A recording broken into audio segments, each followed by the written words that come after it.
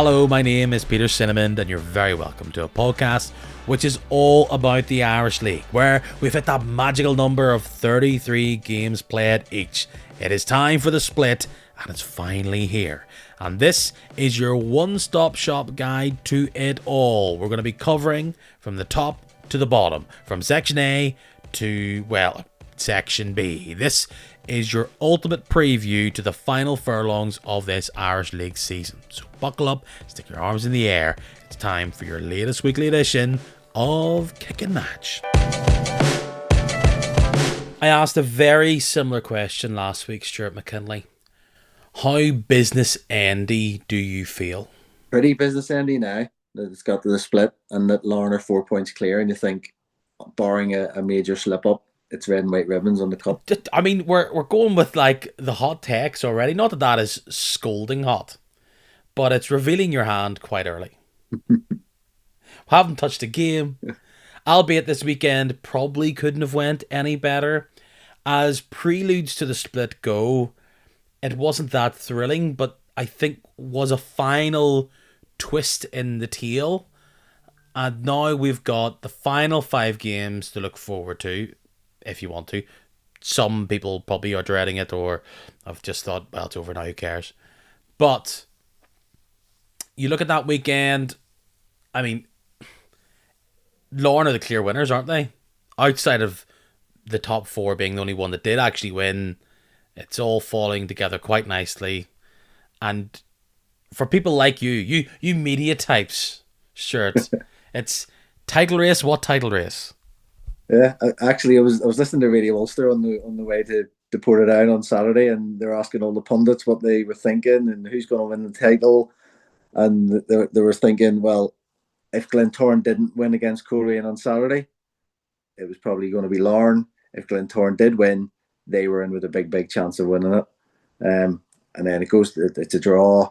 The gap's 4 points, very much in Larne's hands, and you got to think that they're major favourites at this stage, given especially Joel Taggart's famous stats, and that only twice since the split came in has the team leading going into the split not won the league. Well, stats are there to be broken, and I guess if you are to reflect where we are this season compared to last year, I mean, you talk about there being red and white ribbons, may as well be round the Gibson Cup. And I was proclaiming that months ago. Could still be the case. But this time last year, blue and white ribbons were literally being prepped. The title race was over before we got into any split shenanigans. Yeah, it was a bit boring by this time last year. We were just sort of seeing who was going to be in the European playoff. You're telling me. But at least we got an exciting Irish Cup final out of it in the end. That's true. So yeah, this is what we want. I've been involved in this long enough, writing about Linfield runaway title wins back in the 2000s, and around the time when they did the clean sweep and the 6 doubles in 7 years, and there was a couple of those title races were in the bag nearly by the start of the new year, albeit not confirmed like it was so early last year. So this is what we want. This is what fans want to see. They want to see competition rather than somebody having the title won with 5 games to go and the rest of the games just being like a glorified victory lap. Well, you look at the top 4. Linfield, I would say, are out of it. 11 points off Larne. You don't even need to talk about games in hand, because by this point they're all at the same marker, albeit we've been in places before where that hasn't exactly been true. Coleraine, 65. I mean, 8 points off. Are Glentoran the only realistic? Like, are we still like keeping a small candle lit for Coleraine, or is Glentoran the only team that's going to stop Larne at this stage? Well, the fact that everybody plays each other means that points are going to be dropped naturally. But for Coleraine to have any chance at all, they have to win all 5 games. I don't think there's any questioning about that. And Glentoran too probably have to win all 5 games. Larne can afford to drop one and still be champions. So there's that little bit less pressure. And that little bit less expectation then on Lauren. And we could be talking very differently come 5 o'clock on Saturday if Lauren were to win and Coleraine and Glentoran lose, and then it becomes 7 points with 4 to go, and you're really thinking it's not going to happen. No, no. I mean, that is the joy of the split, isn't it? That these teams are facing off against each other, and every game matters if there is more than one team, of course, that could impact things. And let's also not forget is that it's not a case of Linfield and Coleraine just throwing their hands up, and I know they're not, and saying, whatever, we'll worry about things later. At least we were somewhat in touching distance up until this point. There's still European places on the line here. And you heard, we may as well talk about it, you heard David Healy talking about his game with Carrick Rangers on Friday night. He was fuming because he even talked about the idea that people's jobs are on the line here. The European thing is huge. The difference between finishing second and third could be quite significant, in that second place will qualify automatically for Europe. Third could do. And that depends a bit on the Irish Cup semi-finals and then final. Say, for example, Coleraine lose to Larne in the semi-final, then they become Larne's biggest fans in the final, because Larne win the double. Coleraine would get the third European automatic place. So those places become hugely important outside of winning the title, because of how significant the European money is, the Irish League clubs now, and the jeopardy then that the playoff brings.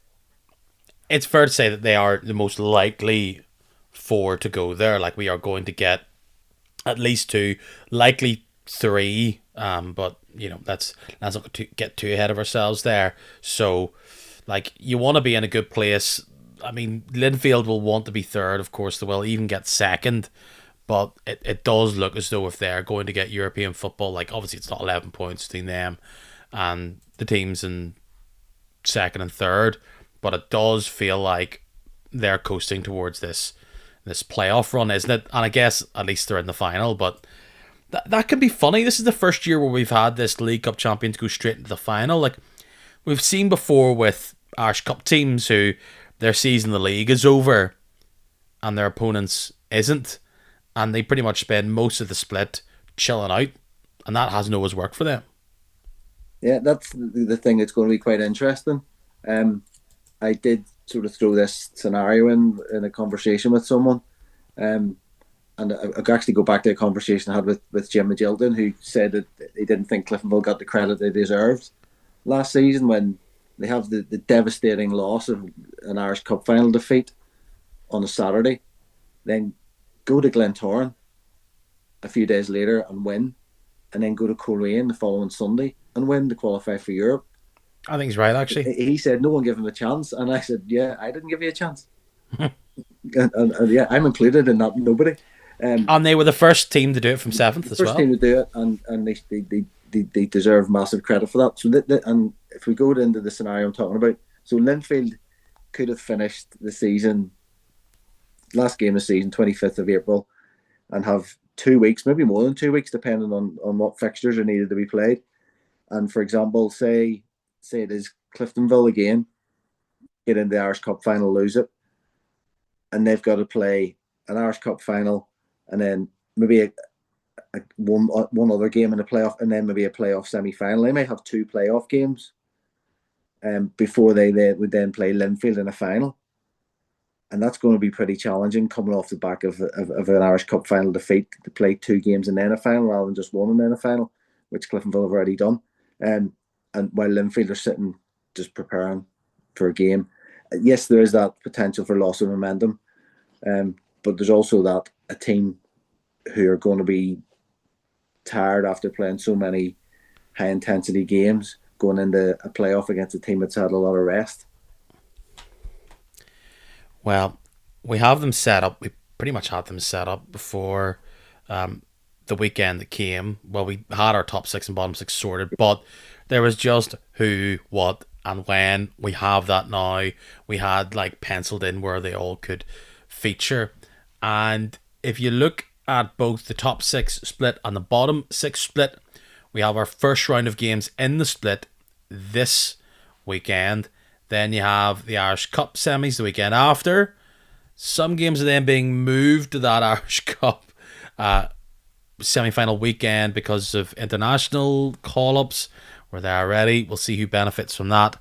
And then we go Tuesday the 7th, Saturday the 11th, 18th, 25th. The slight change, if you're paying attention, is that we now have on the final Saturday, we used to have it where obviously there were all 3. Then you were suggesting to me before we got rocking and rolling here that the 5:30 thing became maybe 5 or so years ago, a kind of post-COVID thing, which I think we all recall and I've got used to. But then actually, if you look at the way that final day is going to go, the bottom half of the split are playing their games at 3 o'clock at Moorview Park, at Clannyboy Bangor, and then at the Shore Road, Seaview. And then at 5:30 that same day, we've got Inver Park, Coleraine, and Windsor Park hosting games. So, like, I doubt anybody, like, where's the most closest? You could go from the Shore Road to maybe Windsor Park easier, or easy enough. Bangor to Larne, maybe, but not really.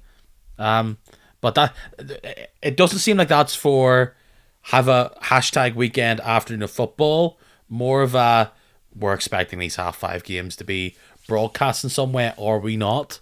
Well, that is what has happened previously, and it's whether it's one game being broadcast or they try to cover the 3. But at the same time, it may not have the significance that we would maybe like it to have on a final day. It could be done and dusted by then, which I think is also why the cameras are going to be following Lauren through the sort of that 3-game spell. Yeah, you're right. If it's all sorted, everybody, calm down, chill. It's all good. But yeah, if someone does want to try and get themselves a double header on that final day, Seaview to Windsor, probably be the most straightforward one. And that the game at Seaview could have a lot riding on it at that stage. It feels like that Seaview game's maybe bigger than the one that's happening at Windsor between Linfield and Cliftonville. But yeah, like I guess what people will maybe feel disappointed by is that they're not getting all 6 games bouncing around. What's happening at the top, happening at the bottom. If maybe both those options are open, but in turn, if there's a crazy title race and if there's total sweat going on at the bottom, that could be a very busy last 5 minutes where we don't know who's winning the title and we don't know who's going down. That kind of maybe calms things down, or at least keeps the focus on one thing that's going on. Meanwhile, we see what is going on elsewhere later on.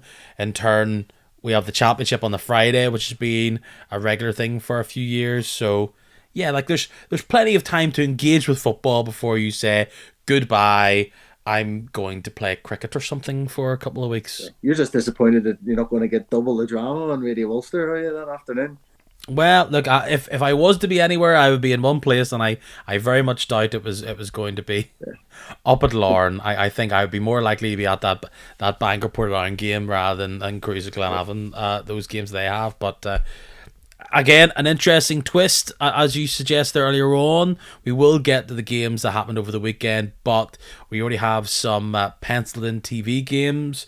None so far for this weekend, but we do have on the Tuesday night after the Irish Cup semis, Larne Coleraine, a repeat back-to-back, of course, from that weekend, except Larne will be the hosts on Tuesday rather than Windsor Park. And then that Saturday, where it could all be tied up, couldn't it?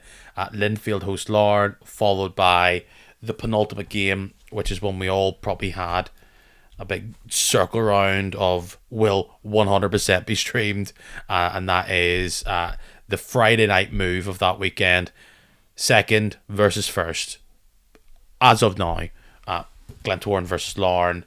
I mean, by all counts, if no matter what happens throughout the first 3 games, you got to think anything bar Glentoran win in that game probably hands Lauren the title. Yeah. It just like I said, we've said before, it just depends on what happens in those other three, um, and it's just a few years ago that Niffle did change the running order of the split. I know years ago it was the top two met on the final day, and then that was all scuppered after Morgan Day because they thought it was just too much focus on one game and ended up with crowd violence.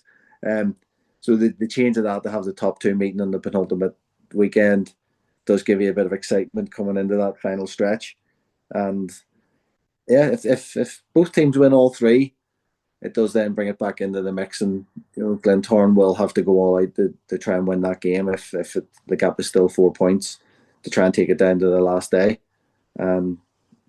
That's kind of all I can do and all I can hope for. But I'm sure Declan Devine will be giving it the manager speak of one game. They all will, absolutely, especially at this time of the season. You do have Cliftonville and Dungannon just 1 point apart, but 15 plus away from fourth. So I mean, they're not going to slip up there. They're just going to have to take their medicine. And again, we talked about it only a couple of minutes ago.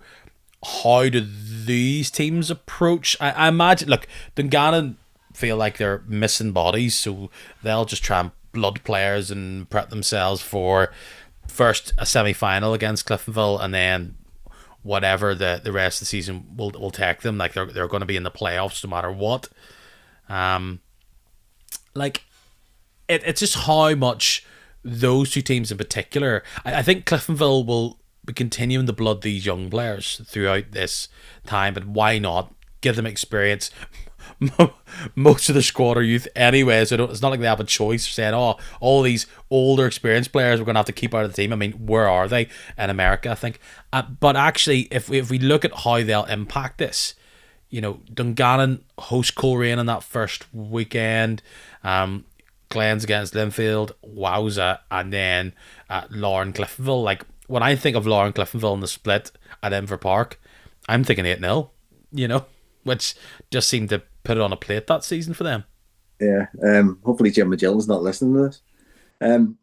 That 5-6 swing between Cliftonville and Dungannon could be interesting because it may get them a home game, fifth place in the playoff, which is what everyone wants.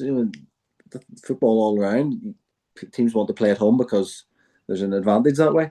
So yeah, I would say they'll still be trying to fight that out.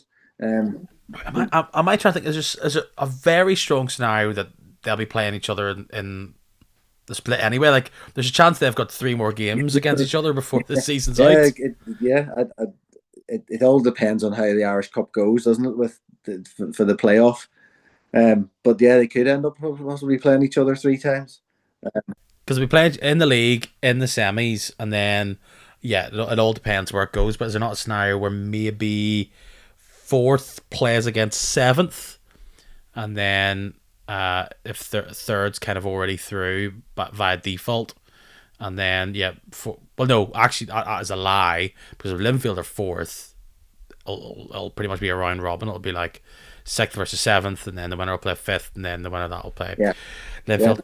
Anyway, the scenario of who ends up winning the Irish Cup or whatever, that impacts on the top 3, and then Linfield being already in the final, means it's a little bit difficult to work out right now. But I think 6th against 7th in the first game, and then the winners would play 5th, is the most straightforward scenario right now. We'll worry about the rest come 5 o'clock the Irish Cup final day when we know exactly what's happening. There's a month of podcasts to worry about that. We're just worried about what's happening over the next couple of weeks for now. Tuesday night, that's an interesting game. Tuesday, Coleraine going down to Larne. I mean, Larne under the lights are always more tricky, but again, how will that semi-final impact how those teams play, their energy, what happens beforehand? Will Coleraine just go, we're ready to rock, or will they want to try and push? Because if Larne, for example, beat them, because we're talking about game week 2 here in the split, if Larne were to beat Coleraine in the Irish Cup, Coleraine will be coming back even harder, going, we need to secure third or second here more than ever. So it's not like one's going to roll over, and then obviously Lauren's going to want to win that game no matter what. Glentoran will host Cliftonville. We've kind of skipped over the fact that Glentoran Linfield, like, it's at the Oval, but those games are just the biggest.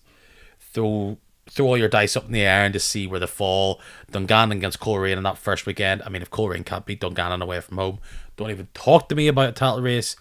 And then the Swifts Linfield feels slightly like a dead duck, particularly if Linfield don't beat Glentoran. But we talked about it. That's all. Linfield's destiny towards third or something like that. Then we come And I throw in to that it's not that long ago that Dungannon did beat Coleraine at Stangmore. that's what I mean, exactly. So it's a win in that game, no matter what happens in and around other games, a win in that game could be the final nail in Coleraine as far as the title race is concerned, and they are then fighting for third, which, like we said, could be significant. The positive for Lauren is that they've got 2 home games back to back to kick things off. Just points builder, settle themselves down. They rarely wobble. Weekend 3, going to Windsor Park. I think that's trickier than Coleraine maybe coming to their patch. It's an afternoon game in the sense that it should have been 3 o'clock, but it's been moved to 6 for streaming purposes. Then moved to 1 p.m. Oh, has it been changed again? Okay, so that's now 1 p.m. So it was 6, now it's 1. And I mean, that maybe benefits Lord the other way in that, that doesn't suggest particularly proactive football time for either of those sides. But hey, for teams like Coleraine and Glentoran, they'll be so distracted by that game. And I wonder if we're reflecting on this weekend, and we've talked about it before. I am not saying that Lauren are manipulating it in any way. Like, we know they've done Fridays for years, less so in the past 2, I would say, but this year's maybe been a bit of a comeback for the Friday nights for Lauren. We all know why they do it. It's clearly something that attracts fans for them, and different nights work better for different clubs. It clearly works for their fans, Friday nights. But when you get to particularly January and beyond, and they've had that nice cushion. I mean, we saw on Saturday, not saying that it played any impact, but when Glentoran were back in, there they were. There's a couple of points away from Lauren, and before they even get to play their game, Lauren's extended to 3. It's like the second team taking the penalty. There's definitely a benefit to being slightly ahead, getting that win first, and it goes, just to get back to where you were, title chaser, you have to win. Yeah, I would certainly think that the team playing second has a definite disadvantage. Just when Lauren have won on Friday night, people say that we're just focused on ourselves. There's no doubt that Glentoran, even Linfield, will have been keeping an eye on what was happening at Mourneview. And as soon as Lauren get the first goal and the second goal quite quickly afterwards, and they're going to go on and win the game, thinking, right, we've got to go out now and we've got to do our job. And when that doesn't happen, then that's another blow as well. And even again, I go back to the radio pundits saying and predicting that a Glentoran win and they're right in the title race, but anything else probably makes Lauren the big favourites now.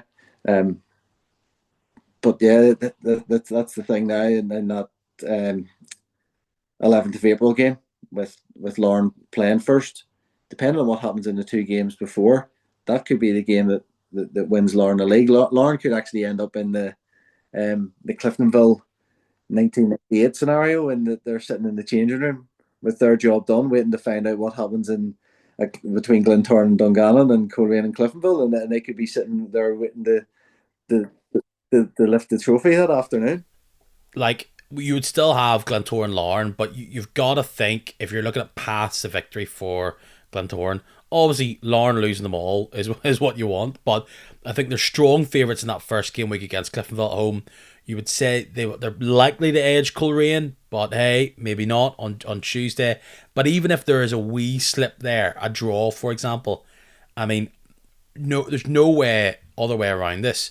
Linfield have to take points off Larne that third weekend. Like, I think that's the pivotal game for Larne because they can go to Glentoran and do their business or hold them to a draw. But you said it right there. If things even out and Larne get that victory against Linfield, even though you might say Glentoran hosting Dungannon is their easiest game of that split, and wherever Dungannon are going to be at that point, I mean, it's such an advantage knowing, we now need to beat Dungannon, then we need to go beat Larne, at home, which is helpful. And even at that, they're still going to need Larne to somehow slip up against the Swifts and then to go for Glentoran to go all the way to Coleraine and get the points. So it's there. Of course, the Glens are going to hope every team messes things up, but it really does look at it and say if Larne can win those first two, that they're almost home and hose. Yeah, I suppose it's a little bit like in a running race. If the person in front of you keeps their stride and keeps that distance in front of it, and you're not closing that gap over those first couple of games, you start to think it's getting harder and harder and harder. Um, if Lauren drops something in one of those first two games and Glentoran come in, they're both. That's when the hope just increases a little. And if Lauren lose one and the Glens win, then it means that for both teams it's within their own hands because they've got to play each other, and that then sets things up really really well. So that's what Glentoran will be hoping for. That Lauren do lose a game, and that gap comes down that they are within reach come that game the Oval. It's like you look at it and go, do the Glens want Coleraine or Larne to win that semi-final? Because if Coleraine get the final, how much will they be as amped to beat Larne? Probably because they'll think, we'll just beat Dungannon. Just let's keep going in case the final doesn't go our way. But if Coleraine are in the final and a week before, so it's Coleraine versus Glentoran, and Coleraine are out of the title race, that's not a bad scenario for the Glens, is it not? So if you're given a scenario that Coleraine win that semi-final against Larne, and maybe they might not be as up for it. Then they go to Inver Park on the Tuesday night, and they're not pumped to get revenge.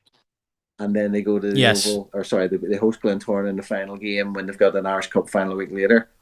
So the ideal scenario for Glentoran, you believe, is Coleraine winning that semi-final. I do get your theory.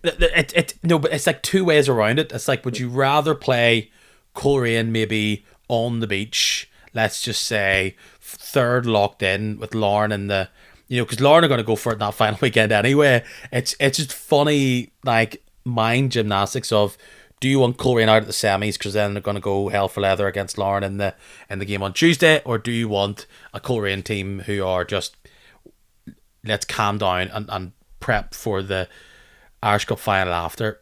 Like, so many permutations, we don't know what's going to happen, red cards, etc. But as we said there, Larne look good, especially if they can beat Cliftonville at home, which I think they strongly will this weekend. And Glentoran, they are the only team that looks likeliest of all. And maybe we can focus a bit more on the bottom half as its own component. We'll kind of keep with this top half stuff because, if we're looking back at the weekend's games, like, you give Linfield 3 points. I mean, they're still far off it. They're still 8 points away rather than 11.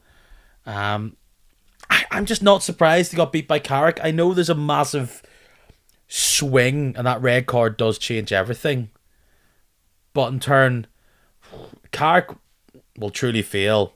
Why did we just not start this run 2 weeks earlier? Probably was a little bit of a surprise result, seeing as Carrick, who had been on a great run since that hammering by the Glens and winning the County Antrim Shield within that. I mean, the Glens have literally whipped them into shape. Yeah, literally. Carrick had lost the previous two and drawn the one before that. So the form that they had been in had dropped off a little bit. And then you think Linfield going there, just won the League Cup. The tails are up. They'll go there and win. I don't know. They didn't see the game, so I don't know how big an impact the red card had. But Leahy has been playing well, so losing a player that's in form is probably a big enough blow. And then they conceded not long after it, didn't they? So it probably did have a big enough significance. And that result also had a bit of an impact um, in the bottom half, because Yeah. that combined with Portadown dropping points against Crusaders has probably dealt a big enough blow. Portadown having any chance of getting into seventh and getting that playoff place that Niall Curry had been targeting, and that's why he was pretty upset after the game on Saturday that they didn't take the chance to get 3 points on the board in what is their penultimate home game of the season. When it comes to red card, let's be over dramatic here. Shockers. Where does that rank? That Leahy one. Watched it back a couple of times, and I watched it back sort of in slow mo. And it's I think I audibly went, right. no.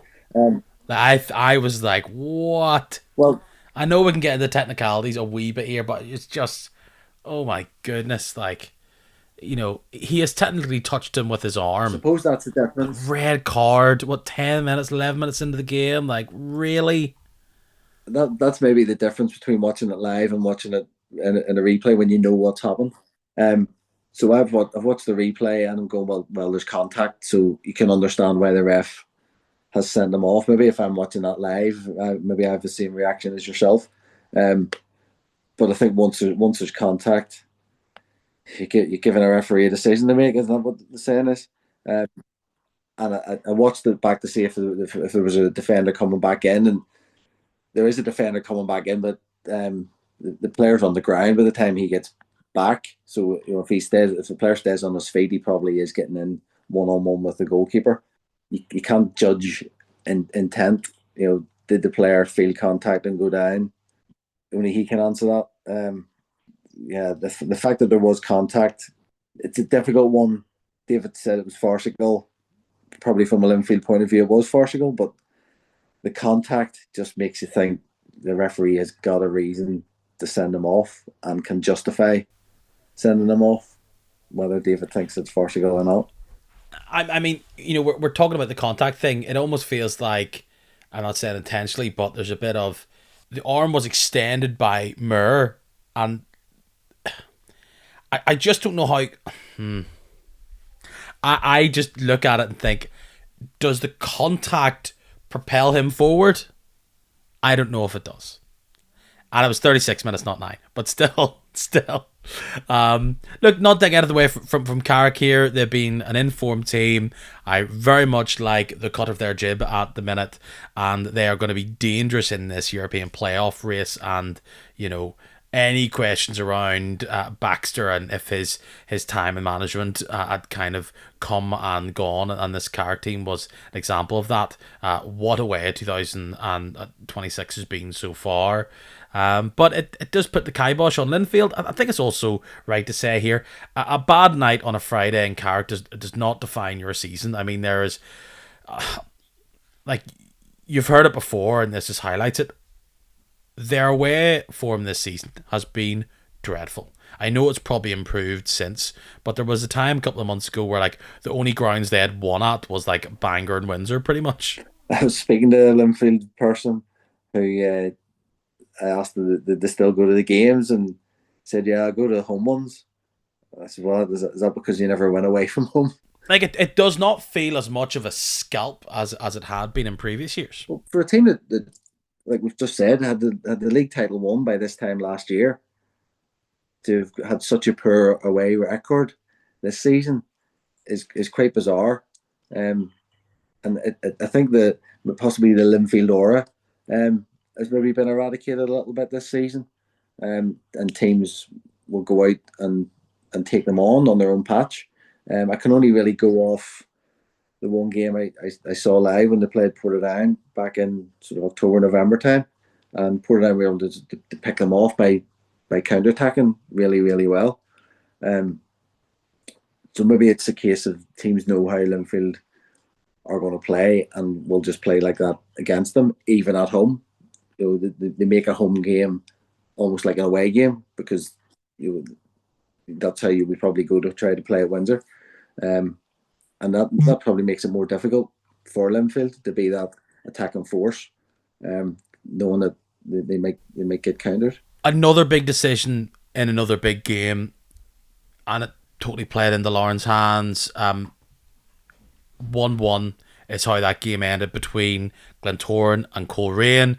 It doesn't totally knock out Glentoran of the title race, as we've said, but they go one down, they try to react, and they actually then play pretty much, that second half, and a wee bit of the first half as well, but that whole second half against 10 men, that doesn't always help you in the way that you hope it will. They eventually get the goal after knocking on the door, 1-1, and it'll be one of the twists and what will be one of the potential what ifs of the season, which feels like there's many for Glentoran if they're like 2 to 3 points away from the title come the end of the season. You get a penalty late on, and you've got Patrick Hubin on the pitch, and he just doesn't score. I mean, talk about a man to bet the house on in that big situation. Yeah. Patrick Hoban is human after all. Glentoran were probably thinking, right, well, we've got out of jail, maybe for want of a better term, and not being able to break down 10 men. Suddenly they get a penalty, and then it's missed, and it remains to be seen over these next couple of games.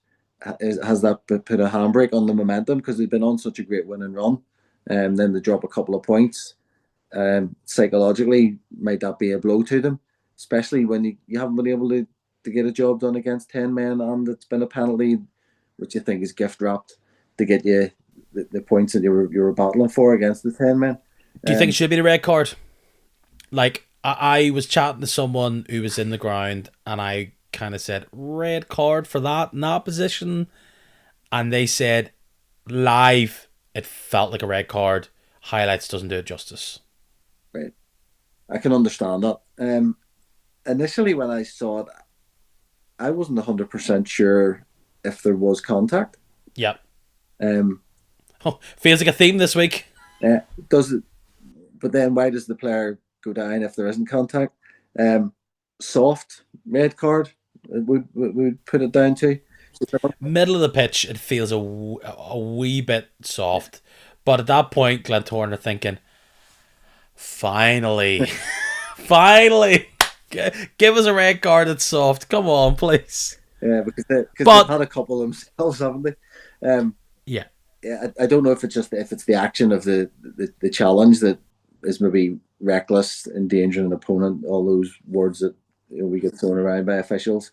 I can kind of see why it was justified as a red, but I can also see Rory Higgins' point that it wasn't.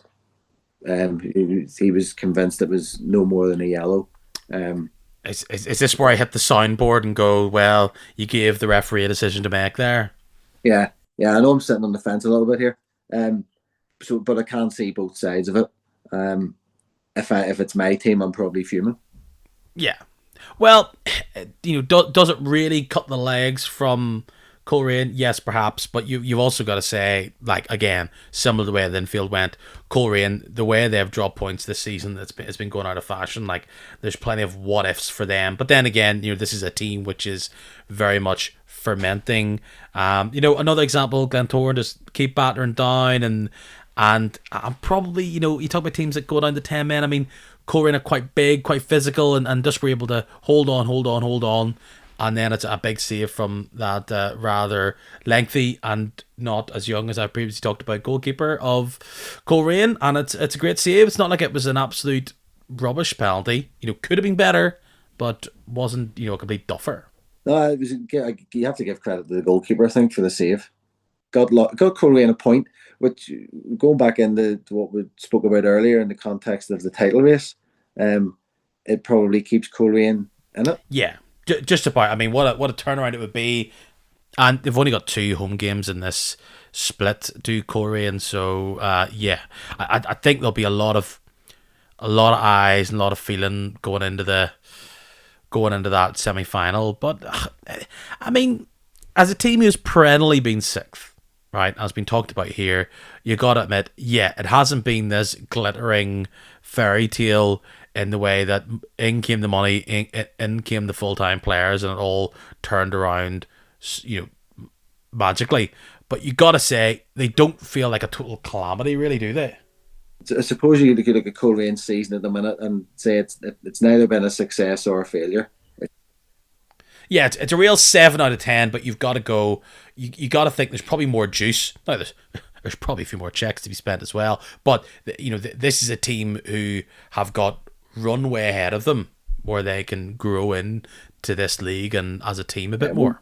all the talk at the start of the season and even 6 to 8 weeks into the season was the Coleraine were the favourites. They were going to run away with it, given the quality of players that they had. Um, but going back many many years, people used to talk about, oh, wait till the wait till they get into the winter months and the pitches are a bit more tricky and that. That's not so much a scenario now, and you've got so many 3G pitches, 4G pitches.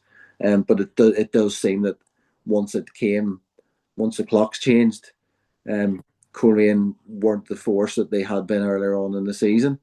Um, but Rory did freshen it a little bit in the January window, to try and get a bit more momentum.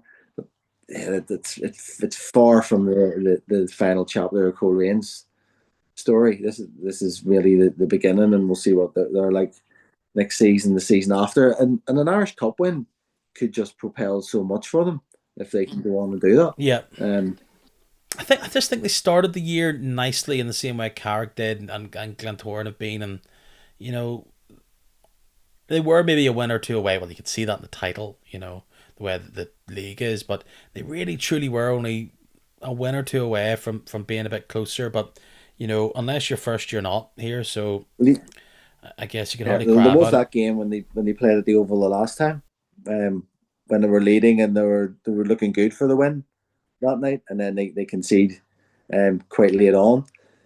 Um, a turning point, possibly. If they're 3 points better off than they are right now, and Glentoran is 3 points worse off, that fight for seconds is a little bit different, and potentially competing with Lauren is a little bit different as well. And you can go back again to the penalty that Lauren got against Glentoran in the last minute. That 2 point swing as well. So a title race can swing on one or two matches, and you're talking about the Coleraine and Torn game at the weekend there with just that penalty miss.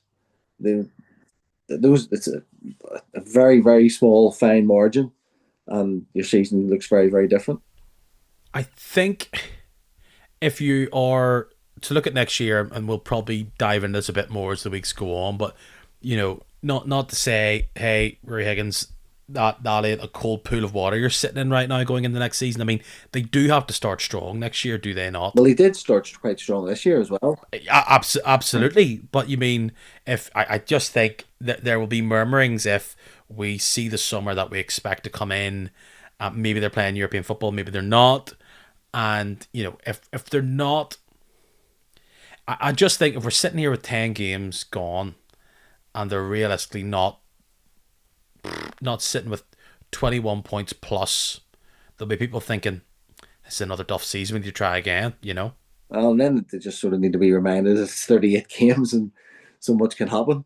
You could end up like Carrick and having a really good run through January, February, and then your season changes. Not that it's got Carrick in the title race, but it was never going to at the same time. Um, But you know what I mean? We've seen these teams kind of come and go. Like, we've seen this Glentoran thing go for ages and it never really comes to fruition.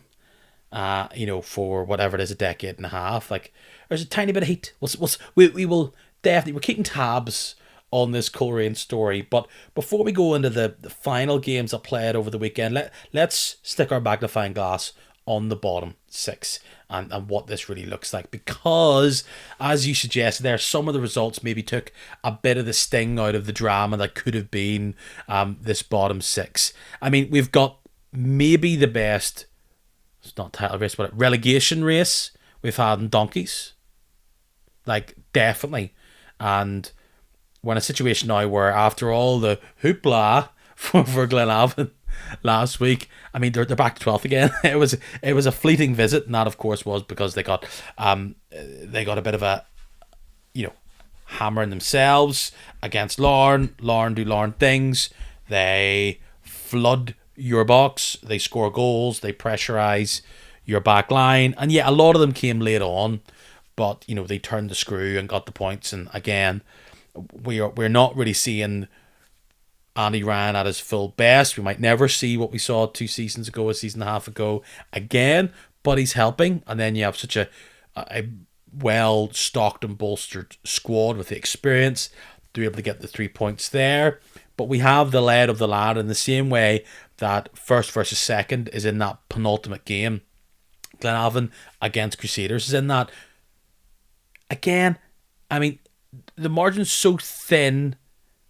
2-3 weeks, it could be done and dusted, right? But Crusaders and Glenavon both have 3 home games. Glenavon do have the deciding game at home for them, which is advantage them. I think the momentum swung significantly in Glenavon's favour. It's still in their hands as much as it is in Crusaders' hands at the minute. How strongly do you feel about the team that you think are going to finish just one nip above 12th? You can't really say that one team's got a better run in than the other because of the way that the nature is with the split, because you're playing all the same teams. But what can have an impact is the order of fixtures and the home and away turn. So the big thing, I think, for Glenavon is that they're at home in the first game, and it's a bit like a penalty shootout. If you score your first penalty, you get a bit of confidence from that.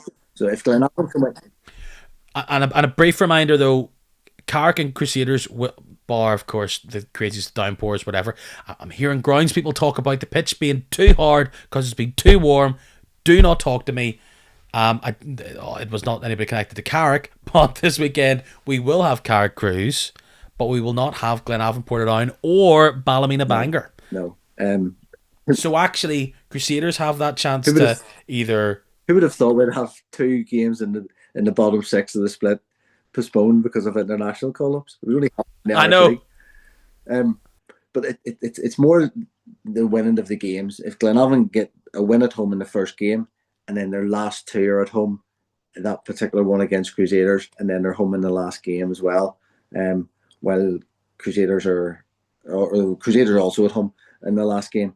But it's that game, the penultimate one at Moorview, which all the focus will be on. But the fact that Glenavon have that first one at home and then those last 2 at home, I think things are a little bit in their favour, but they still have to make up a point on Crusaders. As it stands, Crusaders just have to match what Glenavon do. And if they go to Moorview in that penultimate game and get a draw, while matching the other results, they'll be really, really happy. I expect that one will go right down to the wire. I'm not expecting the title race to go right down to the end, but I think the excitement, the jeopardy on the final day of the season will be in the bottom 6 or in the bottom 2. Yeah. I mean, it's the Baxter Derby to kick off at Carrick, isn't it? That's not good for Cruises. I mean, that's as hard as you're going to face against a Carrick team who still want to shore up 7th. Carrick will be a different proposition on the final weekend of the season when they're away from home against Glenavon, preparing themselves for a very likely split game or a very likely European playoff game, whatever. Meanwhile, Carrick, first game of this, at home as well of the split, they'll be gunning, they'll be fighting for every ball in that game. So not to spoil my thoughts are this weekend, I'm not particularly backing Cruise, especially after watching those highlights against Portadown. Like, did they have a shot on goal that game? They had a lot of pressure early on. and had a few wee sniffs in and around the box. I don't think they troubled Alex Moore particularly, but it was at a stage where you think they were starting to grow into the game when Portadown then flipped it, and James Teelan had a bit of a spell just before and just after half time, and he was causing a few problems. They did have the ball in the net, and if that's given, it obviously turns out totally different. But he didn't really look like he had a great deal of punch up front, albeit Declan Cadell after the game is saying that he believes he's got enough up front that will start scoring goals that will help him. But they've gone 3 games without a goal now. And you just wonder where the next one's coming from after seeing that performance where, like I said, they did have a lot sort of in the middle third of the pitch, but not so much in the final third and around the box that was causing Portadown a massive amount of problems. Which has kind of been their strength, really, for the Cruise. Like, I guess you might say they're swapping things about. They have players who can maybe sniffing around, try and get something, and they just need to sort out being a bit more strong at the back. That maybe feels like that's exactly what happened there on Saturday. And as you suggest earlier on, it kind of leaves the Portadown season to be a dead duck. I mean, they're not totally safe, right? Okay, outside of the Carricks and the top six, I mean, no one's totally safe. But to quote Irish League Statsman, and a little stat I've tried to do properly, but I feel like they've done it proper.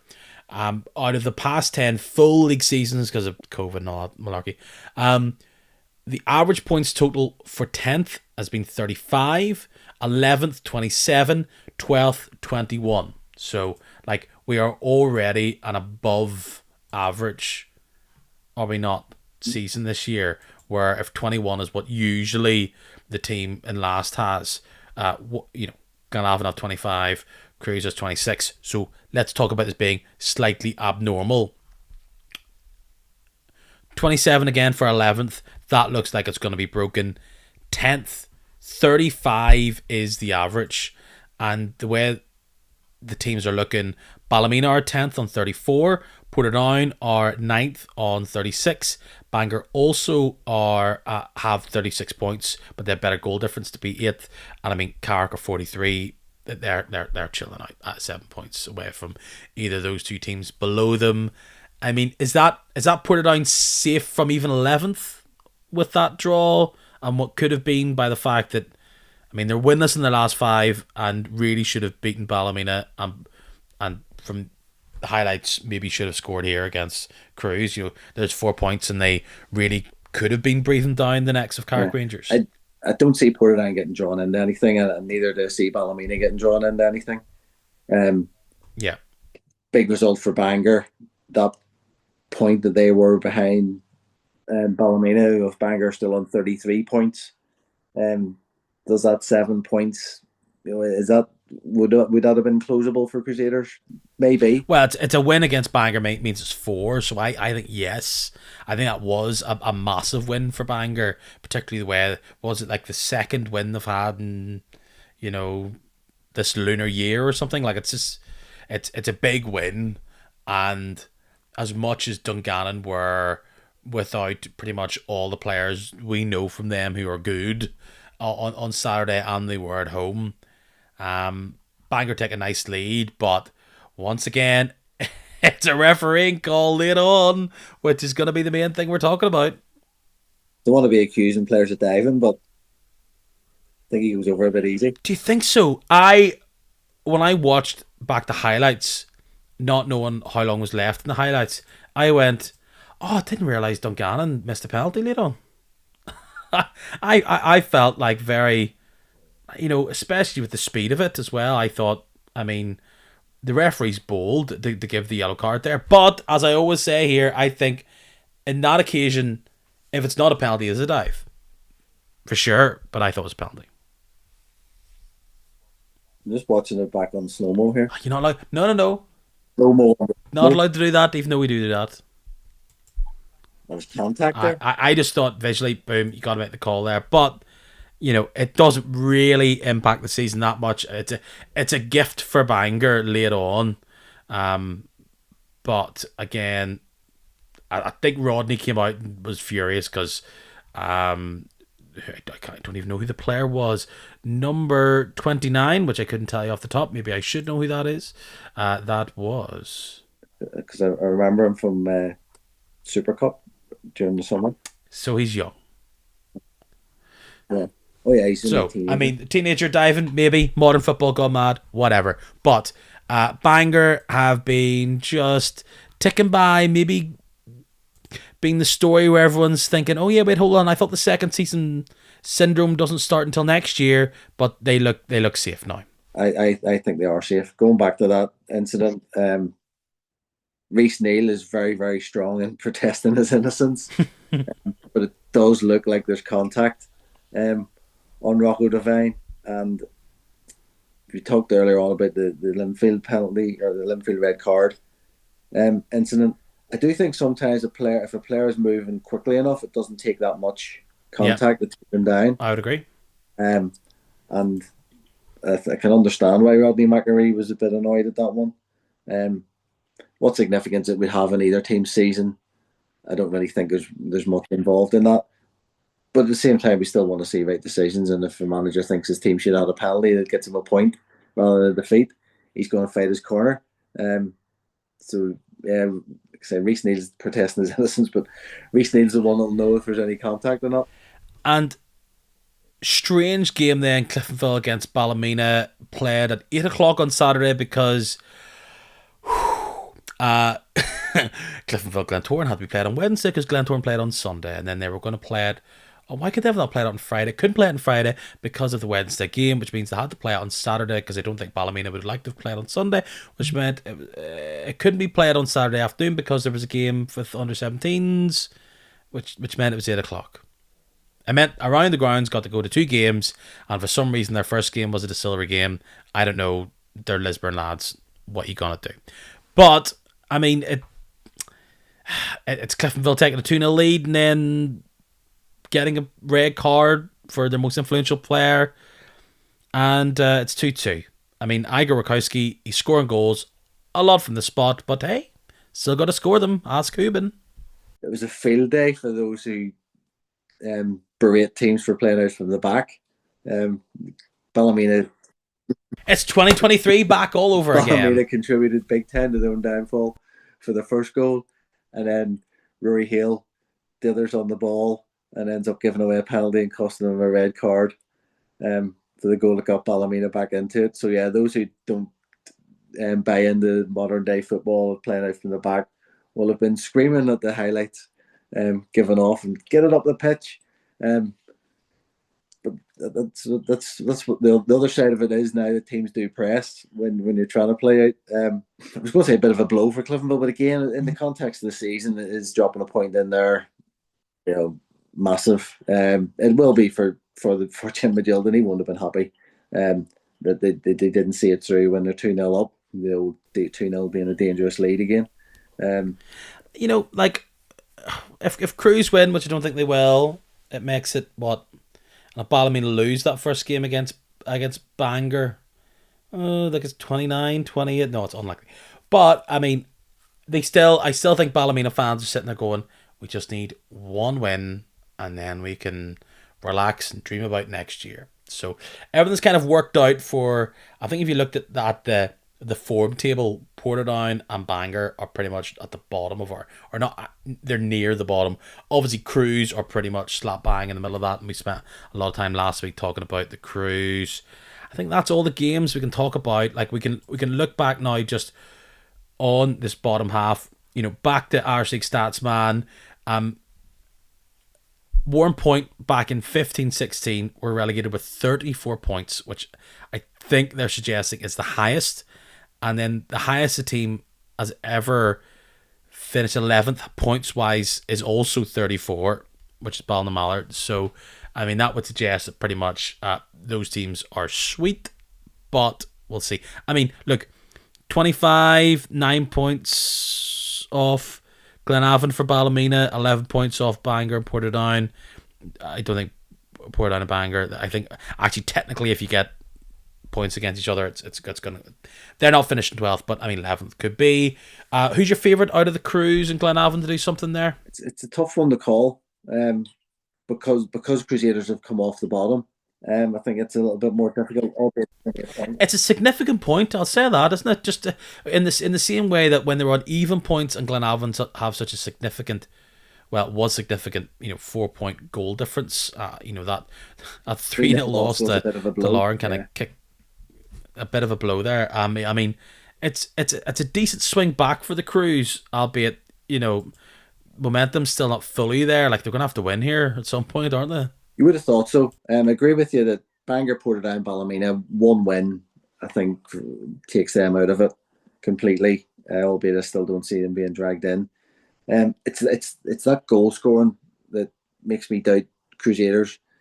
They had been leaking goals. Declan Cadell, admitted as much himself about the leaking goals. So that clean sheet, he was delighted with. So if they can, just harness that a little bit and being a bit more stubborn defensively, and not concede too many goals, that is the thing they really need to do. And I could see them escaping if they can do that. Glenavon definitely have a little bit more going forward, with McGovern, Falls, and Ferris in there. Peter Campbell played midfield on Friday night, in more of a 4-3-3, and I've seen Peter playing in various different positions at times, and I definitely do prefer him playing wide, even rather than in a number 10 position. So he didn't really have the impact coming from a midfield three that he would have if he was playing out as an out-and-out winger. He's been talked about lots, but there's a good reason for that. It's because he is one of the most gifted players in the league, and he's probably Glenavon's most impactful player. So he's the one that they need to get that impact from in these final games. So Crusaders need to be stronger defensively, and Glenavon need to really be getting Peter Campbell hitting the stride here in these final games. The one thing Glenavon do have, I think, is a decent defence, albeit they have conceded a lot of goals themselves. But Jacob Carney did make two particularly good saves against Lauren on Friday night. He's maybe not going to face as much against the teams in the bottom six, so he could be important. He was a big signing in the summer. Obviously missed a little bit through injury, because I remember him going back to when he came on loan to Portadown, and everyone was looking at him going, "Wow, this kid's amazing." So, like I say, he was a big signing for Glenavon coming in, and him and Peter Campbell. It's their performances are going to be key, I think. As we said there earlier, Glenavon and Crews both have 3 home games. You have Crews this weekend, then the following weekend, Glenavon play against Portadown at home. I mean that was played quite recently, and Glenavon won out. Ballymena Bangor kind of winner can start thinking about next year. Portadown then in the second game week on the Tuesday, they host Carrick Rangers in their only home game of the split. So someone must be a big winner there somewhere. So they only get one home game there out of it all, and then they're playing the rest of the way from home. Crews Bangor. I think I saw that game earlier on this season, and kind of Crews really bit themselves. Bit their own cheek there really. Then Ballymena Glenavon at Ballymena. You then have Carrick Ballymena, Bangor host Glenavon, Crusaders then host Portadown. I mean you might say that's probably for Crusaders. Those are the bigger games, isn't it? Home to Bangor, home to Portadown with pretty much nothing to play for. I think going to Ballymena is trickier for Glenavon. Going to Bangor again is kind of trickier in what is, well, it's actually Bangor's the winner. I think they play loads of home games here to finish the season. Bangor, Carrick, whatever. Ballymena, Portadown, whatever. Glenavon, Crews. Was it 5 Alarm Chili? We're all getting excited about that on the penultimate weekend. And then Crusaders host Ballymena. So, I mean, if Crusaders are to go down, potentially they're doing it in front of their own fans.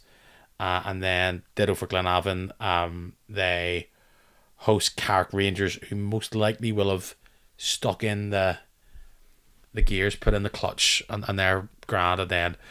Bangor Portadown, that's a bit of a dead rubber to end the season. I mean, I know it was sunny, but you got a bit in some of these games.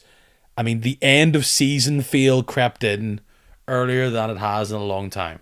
It's just serious end of the season feel at Shamrock. I'm looking at the Cliftonville Ballymena game, which just looked like a friendly, Yeah. which kind of lost the run of itself. Portadown Crusaders seemed to be a bit of that. Bangor Dungannon, like these were, and this kind of shows the split does try and help this problem, and sometimes it's good, sometimes it's bad, whatever.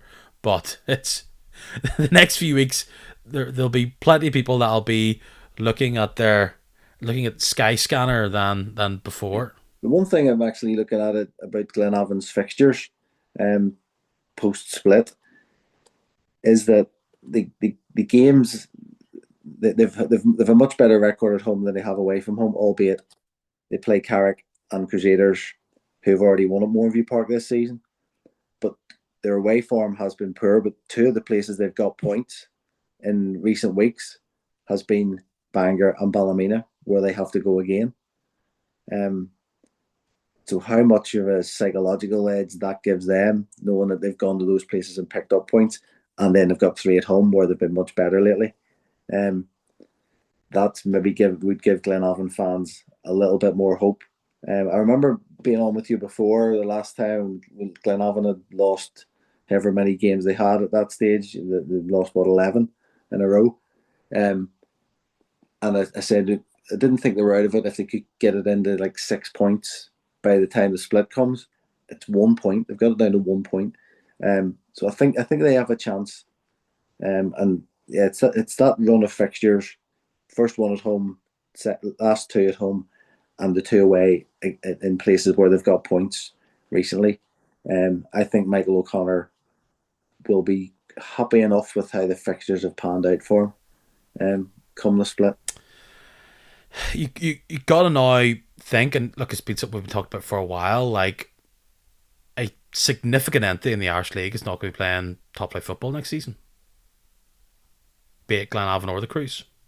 Two big clubs. One has just recently got investment in. One turned down investment a while back, but it's not that long ago they were champions. It's not that long ago they won back-to-back Irish Cups. So for them, they could be playing championship football next year. Would be a bit of a shock. And again, I predicted with you earlier on in the season that Crusaders wouldn't be in this position because I really, really like the look of them going forward with pace, young, exciting players moving the ball really quickly. I expected them to score enough goals to get them out of this, but it's the lack of experience at the back has cost them, albeit they have some good It's lack of experience everywhere. Yeah. You know, half their experience is at Glentoran right now. And the Carrick. Yep, Larmer, O'Rourke. You know, I mean, it's just been so much noise around that club. This is just what can happen. But we've talked about it. 12 teams. I mean, you regress to the middle. You're a lot closer to the bottom than sometimes you can expect. So look. I think there's plenty more to dive into when it comes to this Crusaders story, and it's going to be a revolution or a massive change to that club, no matter what, come the summer. But I mean, there's still a chance for a big twist in the tail. There always is. That's what I said earlier on about the split means that everybody's playing each other and points are going to be won and lost against each other, and it could look quite different within the first couple of weeks. And does those statistics you're throwing out and the teams in that bottom six have already got more points at this stage than the general average tell us that those teams are better than the teams that were in the bottom 5-6 years ago? Possibly because there's a good quality of player still at Crusaders. There's a good quality of player still at Glenavon. And you look at what Ballymena brought in both last summer and in January, and there's a good quality of player there too. You know, there's been a growing feeling that actually amongst all this, full-time teams chat, is that we're also looking at a lot of teams that are very much of a muchness and we are perhaps with the rose tinted gold trimmed glasses on, that maybe we're lacking real real talent from attacking point.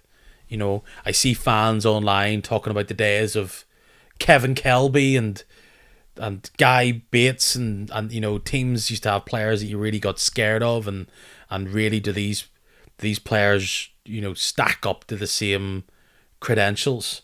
I know if you had Stuart King on this podcast, he'd say I was a great boy, and he was. He won titles and all the rest, and had a very long career. But if you were to say where are the attacking dynamos, and look, you mentioned the likes of Peter Campbell, right? And I think he can absolutely get at most teams on his day. But there's a lot less Peter Campbells than there was even 5 years ago. Well, not only that, I remember you had Matthew Tipton on, and he talked about the full time training and about how teams they're much more better organised, and it's all quite well defensively and out of possession. They're really good, and out of possession is one of these terms that managers and coaches have started to throw in that you never heard 10 years ago. Um, so it seems that there's a big focus on that side of the game, where I don't think there's as much focus as Matthew Tipton said, on what we do in the final third to open teams up, what we do to get the ball into our centre forward to get goals. And I think that's maybe taken away from the excitement of the game. So the full time thing has led to maybe less goals. I don't know the stats, but certainly there seems to be more of whatever they do on their patterns of play in and around their own defensive third, middle third. And there's not an awful lot going on in the final thirds then, because those teams are better organised. I remember a time when it might have been a season after Glentoran had won the league, and there was a picture of Roy Coyle with all the strikers that he had at that time. And Kevin Kelby was actually in that picture before he moved on very quickly without really playing at Glentoran. And I think he had 5 centre forwards in the squad going into the season when they just won the league the year before. And you're thinking, oh dear, nobody else has got a chance. But I don't think there's that level of quality in attacking positions maybe so much anymore. Take Pat Hooban out, Matthew Shelvin a little bit, and is there an out and out number 9 banging in goals every week in the league so much anymore? Not really. We're looking at goals coming from different areas of the pitch. Before we briefly skim through this weekend's games, because we've talked about this weekend and beyond a fair bit here, we'll briefly touch into the championship. No doubt, all going well, we will of course have Barry Flynn on here to talk about it all before the season's end. But just looking at it, we've got a split in our hands here, as we do every year. It's a 2-horse race.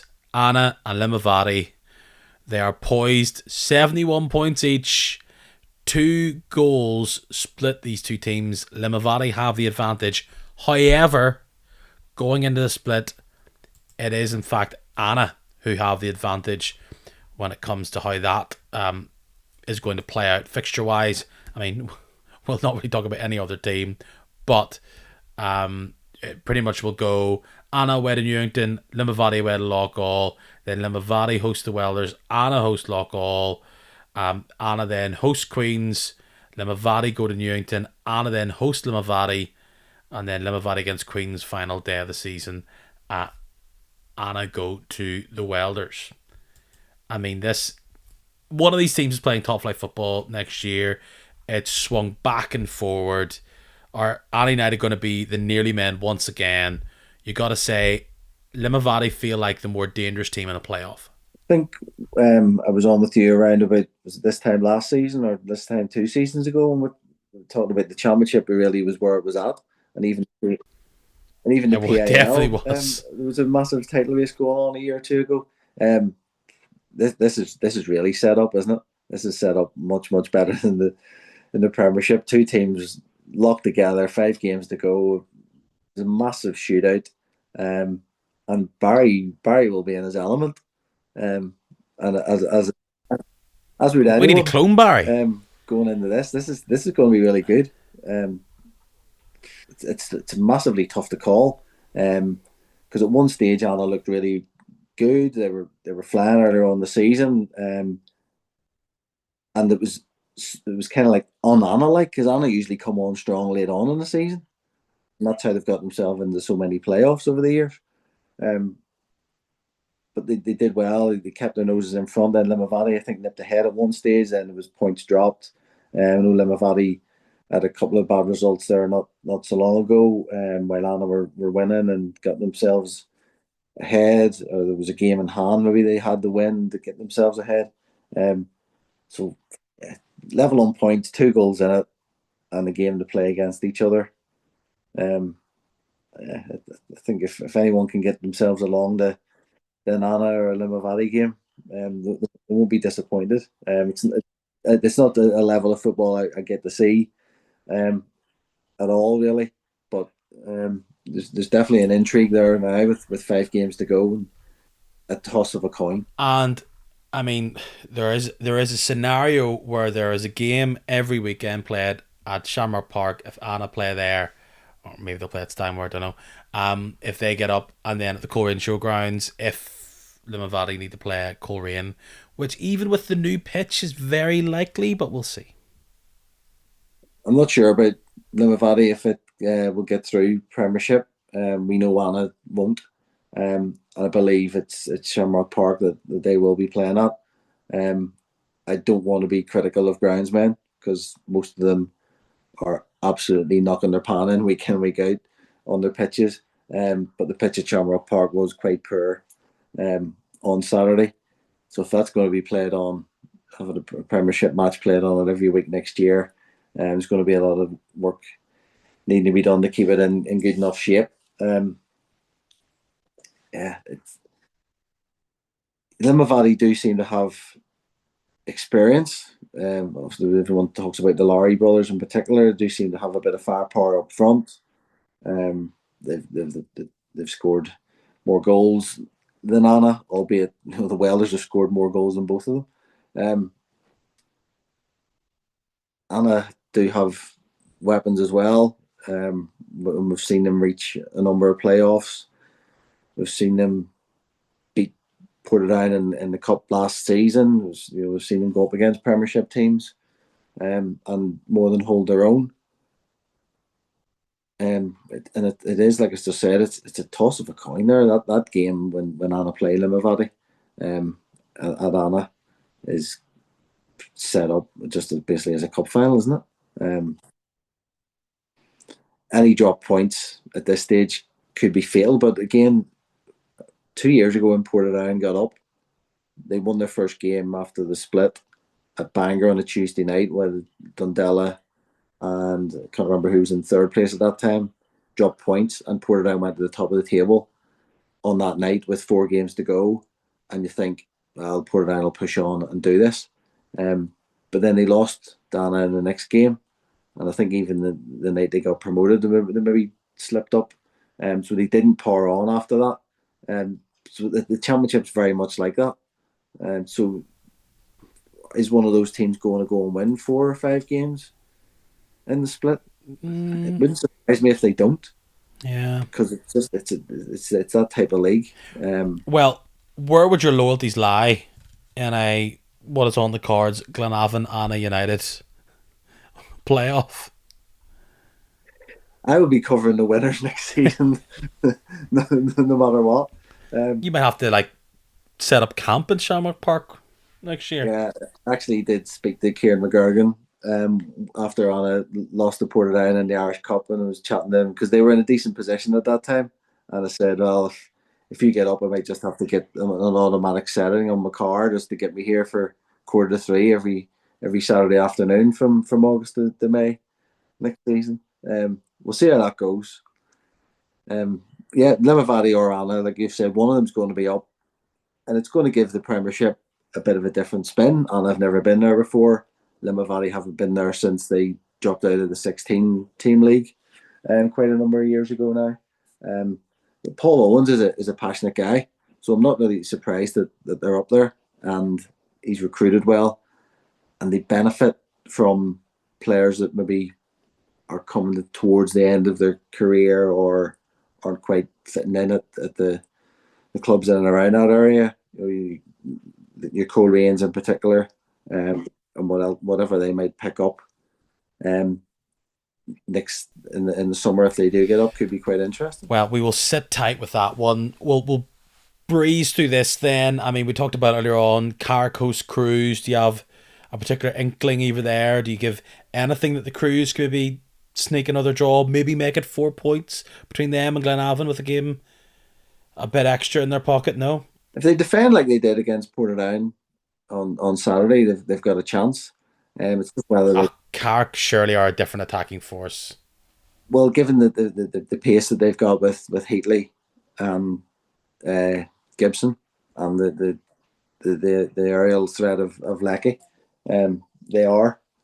It's just in this league, it's very much depends on who turns up on what particular day. We've seen so many teams just not spark at times and then pull off a result when you're least expecting it. It depends what sort of motivation Carrick have, and I don't doubt their motivation given that they've got Stephen Baxter as the manager. Um, it's whether they're quite comfortable sitting in seventh, thinking they've got that job done, and they're getting just geared up for a playoff. Again, with like we talk about Bangor, Portadown, Ballymena, thinking that they're just a win away from making sure they're safe.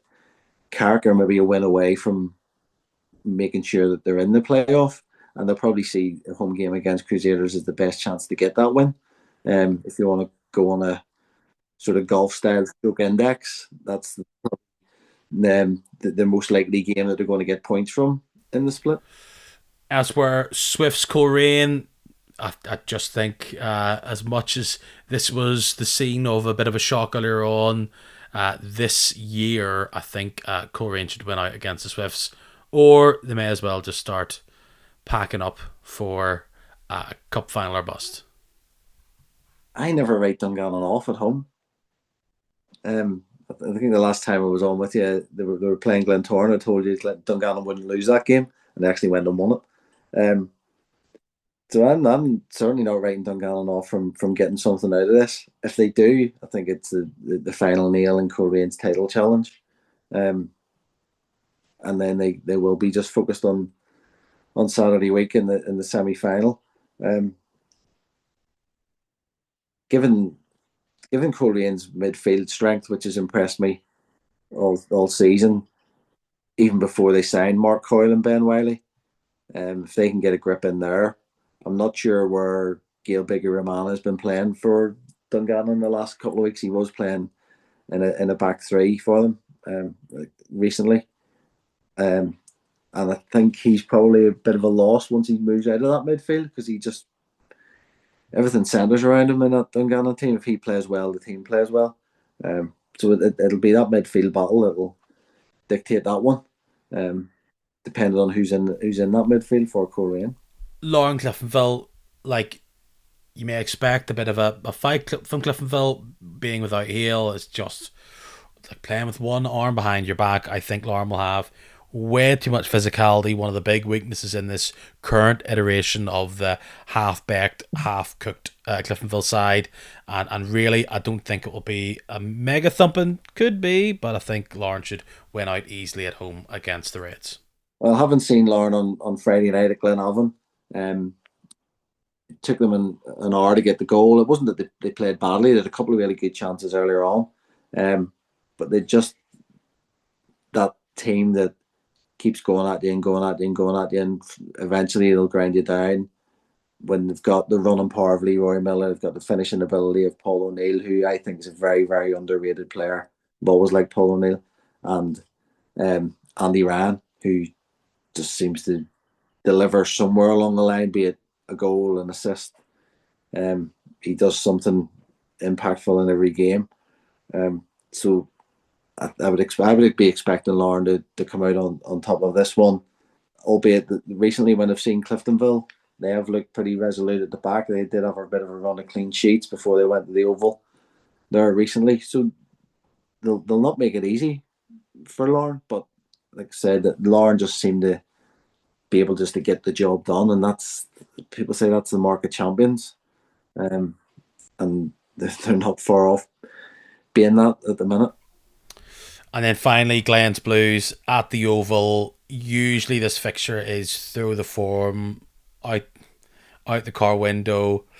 I don't know if that's truly the situation in this case, but I mean, Blues are without Leahy. I think the issue here for the Glens is, can they come in early and can they get the goals early rather than, oh my goodness, 70 minutes gone and crying to get a goal with Linfield trying to stick a pin in the tire of their own title race. Glentoran might be coming up against an angry Linfield, which is never a good team to be coming up against.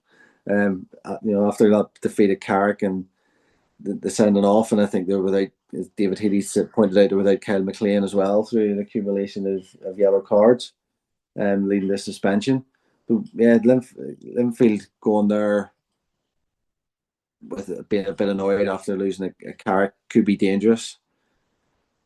Again, like you're right, the form book does go out the window in these games. Glentoran seemed to have Linfield's number throughout last season. They got the result there on Boxing Day, but then it went the other way the last couple in Linfield's favour. I would say that with Glentoran having a little bit more to play for, and them maybe being a little bit angry as well after dropping points to Coleraine, I would think it's Glentoran to nick this one.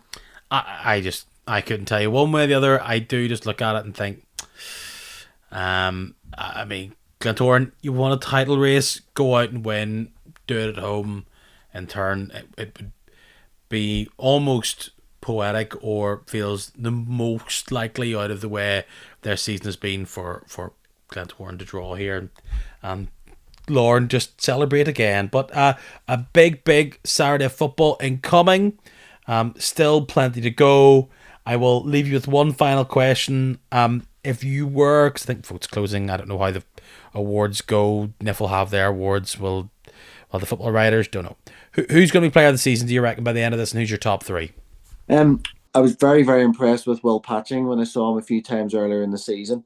And I haven't seen anything that would make me change my mind that he'll be in the mix for an award. Pat Hoban obviously has been smashing goals in. That gets attention, and he will be in people's thoughts. The other one, and goalkeepers don't get a massive amount of recognition at times, but you're not going to win much in football these days without a very, very solid goalkeeper. And Rowan Ferguson has been very, very good for Larne. And watching him just on Friday night again,